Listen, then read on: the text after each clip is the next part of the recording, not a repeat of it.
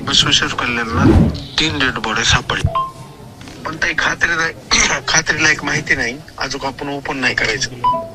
या तिन्ही आरोपी पुढे मिळणार नाहीत, कारण त्यांचे मर्डर झालंय आणि 3 प्रेतं जी आहेत ती कर्नाटकाच्या बॉर्डरवर मिळाली आहेत. वाल्मिक कराड यांची अटक आणि धनंजय मुंडे यांचा राजीनामा, हे 2च मुद्दे घेऊन आम्ही बसलोय. आता आपण भेट घेतली देशमुख कुटुंबियांची, काय त्यांना दिलासा दिलेला आहे आपण, काय पुढची भूमिका असणार? नाही, कसं आहे की मला कुठेतरी जे वाटत होतं की हे राजकीय लोक त्याला एक ड्रामा बनवून ठेवत आहेत, ते माझं मत मी मांडलं. आणि त्यानंतर त्यांना असं वाटत होतं की अनेक लोकांनी, चांगल्या लोकांनी साथ देखील त्यांना दिली आहे.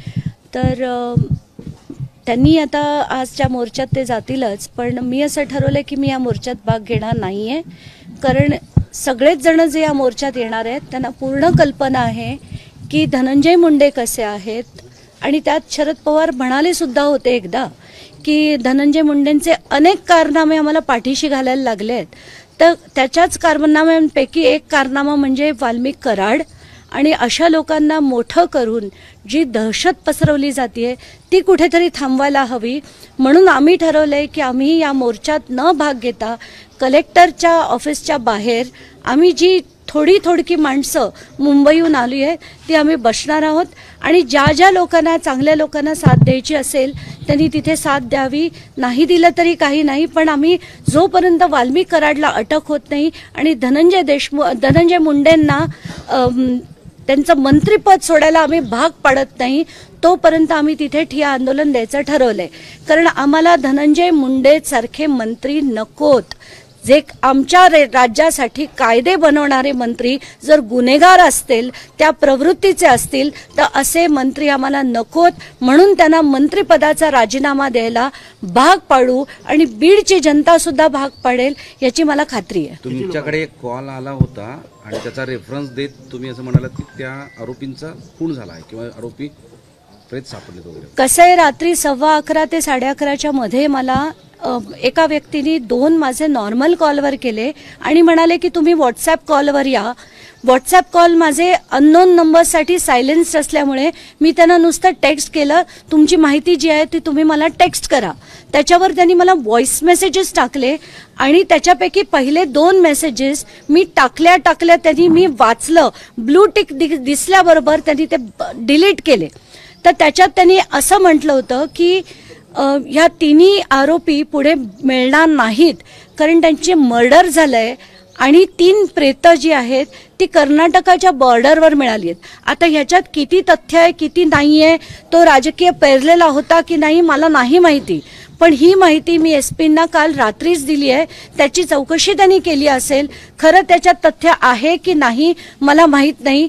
पुढे याच्यावर कारवाई काय झाली मला माहीत नाही, पण ती चौकशी करायला मी आता एसपी कार्यालयात जाणार आहे आणि काय काय झालंय त्याची तंबूत माहिती घेणार आहे. तुम्ही तुमची दुसरी भूमिका घेतली कलेक्टर ऑफिस समोर बसण्याची, आणि त्यासोबत तुमचं असं म्हणणं आहे की हा सगळा पॉलिटिकल ड्रामा आहे आजचा. पण हा सर्वपक्षीय वेगळ्या समाजातले लोक स्वयंस्फूर्तीनं या आजच्या मूकमोर्चामध्ये सहभागी होत आहेत, तर याला पॉलिटिकल ड्रामा तुम्ही असं का म्हणताय? नाही, कारण मला जेव्हा कळलं बुधवारी की शरद पवार त्याच्यात येणार आहेत, जितेंद्र आव्हाडांनी ट्विट केलंय की ते पोहोचणार आहेत, तर त्या लोकांबरोबर मला जाण्याची बिलकुल इच्छा नाही. कारण मला सुरुवातीला जेव्हा मंगळवारी कळलं होतं की वारकरी समाजाचे लोक करणार आहेत आणि इतर साधी माणसं येऊन करणार आहेत, म्हणून तसं असतं तर मी नक्कीच गेले असते. पण शरद पवार, जितेंद्र आव्हाड, संदीप क्षीरसागर, सुरेश धस सारख्या लोकांबरोबर जायची माझी बिलकुल इच्छा नाही.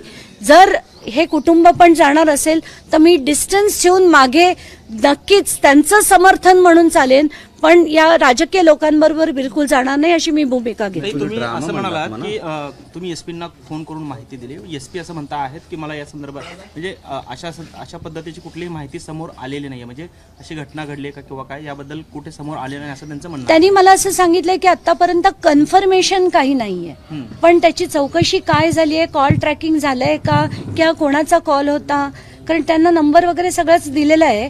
तर याच्यावरनं आता पुढे चौकशी ते काय करतायत, कुठून त्या माणसाला ती माहिती मिळाली, हे त्यांचं विचारण्याचं काम त्यांचं आहे. जे ते करतील अशी खात्री आहे मला. त्या ठिय्याबाबत म्हणजे तुम्ही ठिय्या मांडणार बसणार तिथे हो. किती दिवसासाठी काय त्याच्याबद्दल जोपर्यंत जर तुम्हाला आठवत असेल जेव्हा सुनील केंद्रेकरांची इकडनं तडकाफडकी बदली करण्यात आली होती तेव्हा बीडमध्येच राहून आम्ही जोपर्यंत त्यांना रिइन्स्टेट नाही केलं म्हणजे जवळजवळ 4थ्या दिवशी केलं होतं तोपर्यंत आम्ही इथे राहिलो होतो. तशीच भूमिका माझी आज देखील असणार आहे. किती लोक आहेत तुम्ही आता मुंबईवरून आलेले? आत्ताच्या घटकेला आम्ही जवळजवळ 12-13 लोक आलोय आणि हिंगोलीहून काही येणार आहेत, काही संभाजीनगरहून येणार आहेत. तर आम्ही ज्या आणि बीडकरांना सुद्धा सांगणार आहे की ज्या लोकांना वाटतंय बीडची दहशत संपायला हवी, महाराष्ट्रातली ही दहशत सगळीकडे कसं, कारण आपण बघितलं उरणला पण तेच झालं, तिथल्या पण सरपंचांनी माझं संतोष देशमुख होऊ नये असं जेव्हा विधान केलं आणि हेच जर सगळीकडे होत असेल तर हे थांबवण्यासाठी, कारण प्रत्येक ठिकाणी आपण बघतोय आज प्रॉब्लेम असा झालाय की 288 जे निवडून आमदार गेले आहेत त्यापैकी 118वर गंभीर स्वरूपाचे आरोप आहेत. म्हणजे त्यांच्यावर murder, attempt to murder, rape सारखे जर आरोप असले तर ही माणसं काय करणार आहेत? कुठले कायदे आणि सुव्यवस्थेसाठी किंवा लोकहितासाठी हे लढणार आहेत? तर असे ही माणसं ही कोणाच्याही नसतात, कुठल्याही समाजाची नसतात. म्हणून सगळ्या समाजांना आव्हान आहे की तुम्ही आज बाहेर निघून लढा. तुमचं बेमुदत आंदोलन असेल आता बेमुदत आंदोलन असेल जोपर्यंत त्यांची अटक होत नाही तोपर्यंत.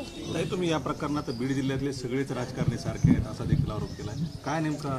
कारण कसं झालं, मी जेव्हा ट्विट केलं आणि पिस्तुलं दाखवायला सुरुवात केली तेव्हा बऱ्याच जणांनी मला संदीप क्षीरसागरची पाठवली, सुरेश धसच्या लोकांची पाठवली, सुरेश धसनी कशी दहशत केली होती, त्यांच्या पत्नीने तिथल्या लोकांना कशी दमदाटी केली होती, असे अनेक व्हिडिओ माझ्याकडे यायला लागले. आणि ते बघून मला असं वाटलं हे लोक कशासाठी लढतायत. आणि 2012मध्ये जेव्हा मी सुरेश धस यांच्या विरुद्ध लढत होते तेव्हा त्यांच्या आष्टीच्या फार्म हाऊसवर ते गावगुंड ठेवतात, चिकन खायला घालतात, दारू पाजतात, हे जेव्हा ऐकलं होतं, कारण हे 2012-13 बद्दल बोलतेय, तर कुठेतरी हे राजकीय लढा आहे का यांचा? तर माझा तसा नाहीये. कारण मला जेन्युइनली वाटतं की हे सगळं संपायला हवं, ही दहशत संपायला हवी आणि हे जी गुंडगर्दी जी आली आहे राजकारणात ती कुठेतरी संपायला हवी. आता हे जे ठिय्या आंदोलन आहे ते हे सर्व दहशत संपवण्यासाठी असणार आहे की नेमकी काय मागण्या आहे ठिय्या? आमच्या मुख्य मागण्या 2. एक, देशमुख कुटुंबाला न्याय देण्यासाठी वाल्मिक कराड यांची अटक आणि धनंजय मुंडे यांचा राजीनामा. हे 2च मुद्दे घेऊन आम्ही बसलोय. जोपर्यंत हे होत नाही तोपर्यंत शहनिशा होणार नाही. आणि ते जे 3 आरोपी आजपर्यंत फरार आहेत, 3 आणि +1 जे सुरेश धस सारखे आका म्हणतात, तर ते व्यक्ती वेळेपर्यंत हे ठिय्या आंदोलन चालू ठेवणार आहे. धन्यवाद.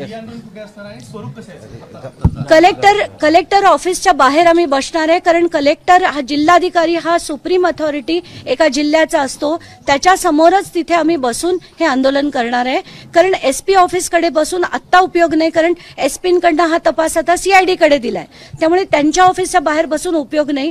आणि ॲज इट इज ते व्यक्ती अतिशय चांगले आहेत, चांगलं काम करतायत, तर त्यांच्या समोर आंदोलन करून त्यांना डिमोटिवेट करण्यापेक्षा आपण जिथे मागता येईल तिथे ते मागितलं पाहिजे. म्हणून कलेक्टर ऑफिस समोर मागील काही दिवसापासून या ठिकाणी ह्या सगळ्या चर्चा सुरू असताना वेगवेगळ्या मागण्या करण्यात आल्या. पहिल्यांदा SIT, CID चौकशी, हे सगळे वेगळे लोक येत आहेत, अनेक मागण्या करत आहेत. त्यामुळे कशामुळे हे सगळं होतं? नाही, मला तर ही चौकशी रामायणच काय आहे हे कळत नाही. कारण सगळीकडे आपण बघतो कुठलीही दुर्घटना घडली, काहीही झालं, कुठलीही घटना घडली तरी सुद्धा पहिला डायलॉग असतो की त्याची चौकशी होईल, उच्चस्तरीय चौकशी होईल. तर कुठेतरी असं वाटतं की उच्चस्तरीय चौकशी किती काळ तुम्ही करणार आहात? आत्ता पण मुख्यमंत्र्यांनी जी उच्चस्तरीय चौकशी SIT होईल असं सांगितलं, अशा SITया जे सिंचन घोटाळ्यात झाल्या होत्या, महाराष्ट्र सदन घोटाळ्यात झाल्या होत्या, एवढं मोठं बदलापूरचं जी घटना घडली इतकी दुर्दैवी होती, त्याच्यात सुद्धा चौकशी झाली. पण साध्य काय झालं? कोणाला अटक झाली? कोण जेलमध्ये गेलंय? तर काहीही होत नाही. हे लोकांच्या डोळ्यात धूळपेक करण्यासाठीच हे सगळं बोललं जातं, त्यातनं साध्य काही होत नाही. म्हणून जोपर्यंत ठिय्या आंदोलन देऊन यांना अटक होत नाही अशी भूमिका कोणी घेणार नाही. यांना या जन्मी कोणी अटक करणार नाही, माझ्याकडनं लिहून घ्या. कुटुंबियाची भेटतंय, सगळेजण चर्चा करतायत, अशा वेगळ्या मागण्या का करतायत? म्हणून राजकारण होत आहे असा देखील आरोप होत नाही. आता त्यांना जे करायचं ते, त्यांना जे सुचतंय ते बोलतायत. कारण राजकारणी लोक राजकारणाबद्दलच बोलणार. म्हणून जोपर्यंत आता एकाची भूमिका अशी होती का की नाही, जोपर्यंत अटक होणार नाही आम्ही तिथेच असणार आहे, तर हे होताना दिसत नाही आपल्याला. म्हणून आपल्या सगळ्या बीडकरांना आता हे करायचंय. बीड, जालना, पूर्ण मराठवाडा इथे आला पाहिजे की जोपर्यंत धनंजय मुंडे राजीनामा देणार नाहीत आणि जोपर्यंत वाल्मिक कराड यांची अटक होत नाही तोपर्यंत आम्ही बीडमध्ये ठिय्या आंदोलन करणार. हीच भूमिका खरी. खरं तर या प्रकरणामध्ये वाल्मिक कराडवर खंडणीचा गुन्हा दाखल आहे आणि हत्येचा गुन्हा वेगळा आहे. मग त्यामध्ये ते आरोपी नाही आहेत. काय आपली ह्या संदर्भातली काही वेगळी मागणी असणार? मी सोडा, फडणवीस स्वतः अधिवेशनात म्हणाले की आम्ही मकोका लावणार आहे. आणि तो का लावणार आहे? कारण याच्यात जे जे संबंधित लोक असतील त्यांच्यावर तो कायदा लागला पाहिजे आणि त्यांना सुद्धा अटक झाली पाहिजे. आणि हे थेट नाव त्यांनी घेतलं होतं, आम्ही तर घेतलं खूप त्याच्यानंतर. कारण जर मुख्यमंत्री आणि गृहमंत्रीचे म्हणत असतील तर आपल्याला त्याच्यातली काहीच माहित नाहीये. पण जर त्यांना वाटत असेल की हे त्यांची पण काहीतरी कुठेतरी हात आहे त्याच्यात, तर म्हणूनच ते म्हणाले असं. ऑडिओ जी रेकॉर्डिंग आपल्याकडे आली ती एकदा ऐकवता का? हो नक्कीच, का नाही.